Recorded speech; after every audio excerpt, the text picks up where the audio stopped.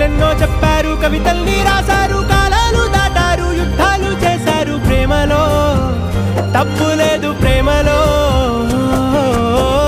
వేల వేల వెన్నెలంత నీదవాలి వెలుగునంత మోయమంటే నేను ఎంత రే.